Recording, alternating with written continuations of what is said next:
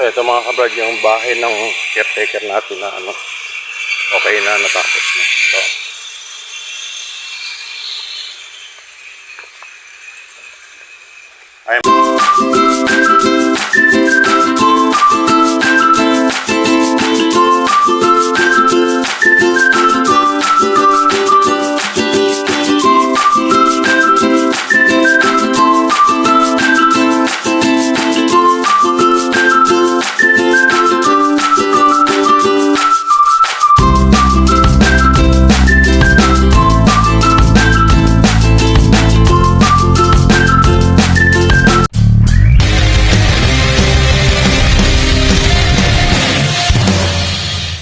So ayan mga kabrad, isang napakagandang umaga po sa atin lahat at nandito po tayo ngayon sa ating project na ginagawa na medyo may katagalan na rin dahil marami naman tayong hindi tayo dito nakapokus. Meron tayong ibang mga ginawaan pa doon, yung sa may bahay ng caretaker neto at saka yung church landscape gagawin din natin, kaya hindi nakapokus dito yung ating ginagawa sa bahay na ay napaisahan natin ng May 18. Ito. So ayan na mga brad, ito na ngayon yung natapos natin dito sa ating ginagawang building dito. Unang unit, dalawang apartment, tapos yung dito sa taas, coffee shop, tapos dito bakery, at tapos dito water station dyan. Dito hindi pa natin ito nakikisamihan, pero meron na tayong nakisamihan na dalawang unit, bali tatlo pala. Ikutan natin mga brad. So ito yung pinakaharap ng ating ginagawaan. So dito mga kabrad, tapos may ginawa pa tayong kubo.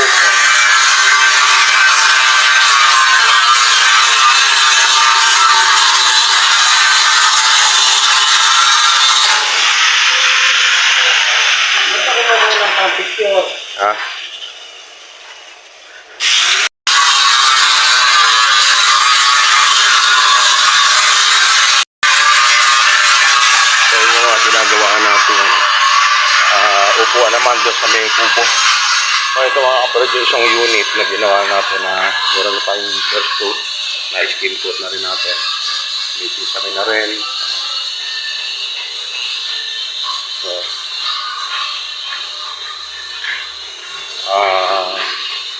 ayan, meron na tayong skin coat na rin natin. Tapos itong taas, wala pa lang tayong yung gasa. Kailangan natin ng gasa rito. Ito yung first unit. Tapos sakit tayo sa second floor ng first unit.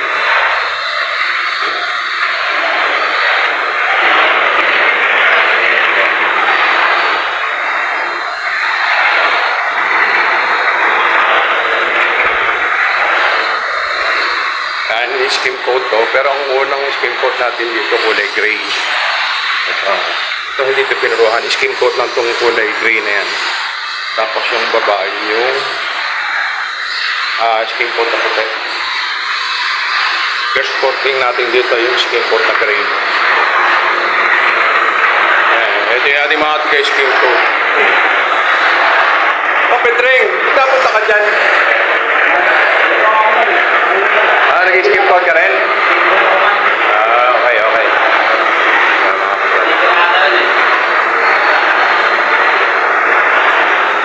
Ilan ang log yan? Coat? Isa pa lang? Bali dalawang coat tayo ng gray. Tapos puti. Bali dalawa na lang yung puti natin natato, di ba? Ito yung puti. Dalawang bag. O, isa na lang.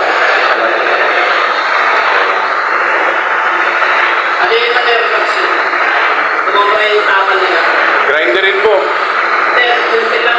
Babalatan. Ayan. Sige. Okay. Ito yung first unit natin, second floor. Tapos dito naman yung second floor natin ng second unit. The same pa rin. Parehas sila ng ito. Pero dito wala pang skim coat. Wala pa rin isang hamba rito. Pero may kisame na to. Yan. kwarto nila. Bali yung first unit at second unit, parehas lang. Parehas lang yung may tigalawang kwarto. Pero may kisame na rin sa mga kabrad. Kaya naman inabot dito ng mga kabrad na ganun katagal. Kaya pakikita ko sa inyo yung mga ginawa pa namin ng mga nakaraan. Kumbaga hindi kami rito nakapokus. So ito naman yung second unit. Na-skim coat na rin.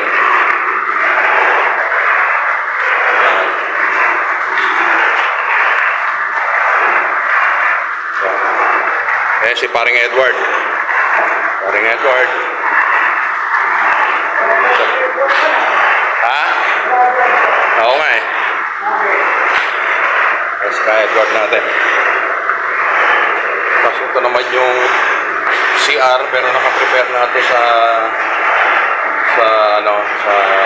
linya ng water line. Kaso ukayin pa natin dito yung sa plumbing natin. Ito wala pa itong kisame. Meron kabila, meron ng kisame. Pakita ko sa inyo yung kisame. Plastic yun mga kabrad.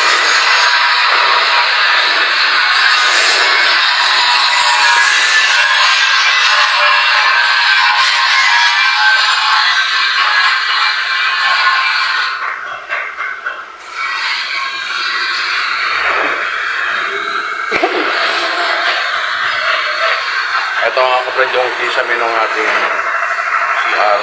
Tapos yung tiles naman ito mga kabrad, sagad na yan. Nakasagad na rin. Tapos ito na yung preparation natin para doon sa plumbing. Tapos yung water line naman nasisil na doon. Kaya ililinya na lang. Yan. So mga kabrad, puntahan naman natin doon yung mga ginawa natin. Tara.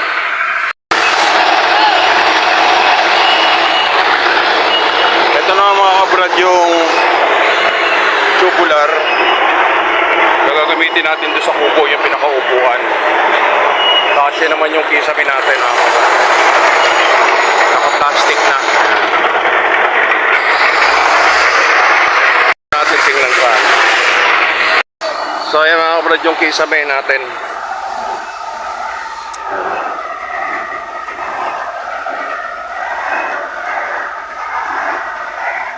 Tapos na rito, pintura na lang. So ito mga kabrad, yung bahay ng caretaker natin na okay na, natapos na. So,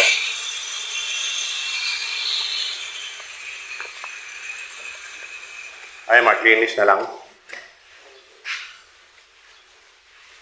So.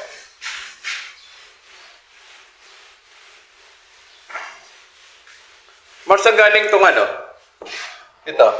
Hindi ko po yan, binigay ko ata eh. Ayan, pwede dyan yan, no? Diba? Kung marami sila ma'am na ganyan. Hindi, bumibili na po ako ng malalaking ganyan. Malaki. Kaya lang, pag dito yan, kakapan. Sa taas.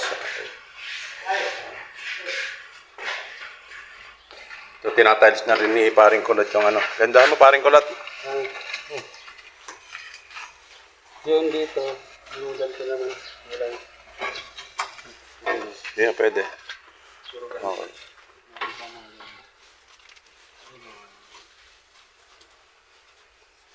Ito na lang naman yung natin diba? Tapos yun doon sa pwede i-tiles yun, kulot. Yun, ta-tiles din. Oo. Kunin mo yung malaki-laki, kumbaga yung mga malalaki. Kunin mo. Para kahit flooring, naka-tiles.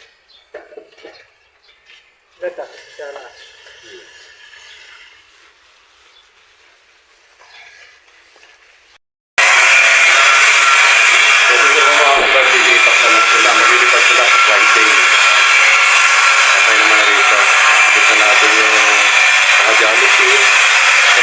Jalo ko na ito mga kabrad, to plastic.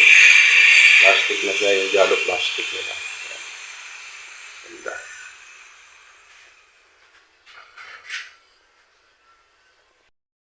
Ito mga ginamit natin dito mga kabrad na tiles, yung mga pinagtabasan. To. Tapos yung to tiles din natin ang gano'n.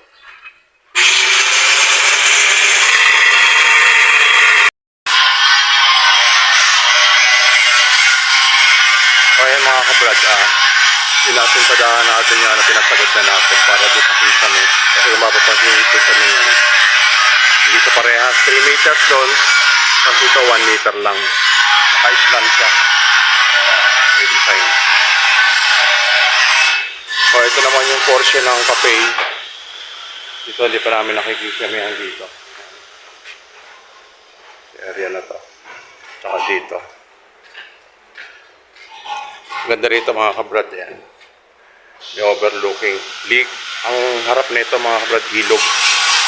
Ayan. Kaya dito, pag mayroong nagkakape rito, lalo na sa gabi, maririnig niyo dito mga kabrad yung pagaspas ng patak ng tubig na yan. Hindi niya na kailangan dito ng may falls. Dahil ang pinaka-falls nito ay yung ilog na.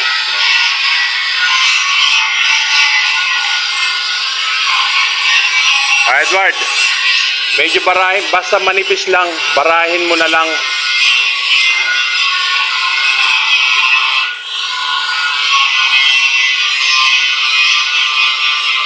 Ay, si Ranad.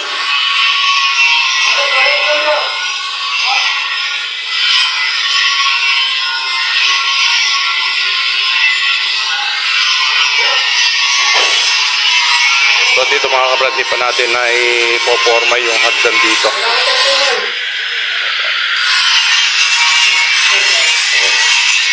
So may hagdan dito mga kabrad. Yun ang ginagawa na yung mga kabrad nung mag-aasa na yun, Jerry. Ayun yung naging upuan. Yung upuan doon sa kubo. Ngayon pa lang magagawa yan dahil tinapos pa natin yung ano nga yung bahay ng caretaker. By Friday nga lilipatan na nila. So ngayon focus naman tayo dito sa building. Dito naman tayo ngayon.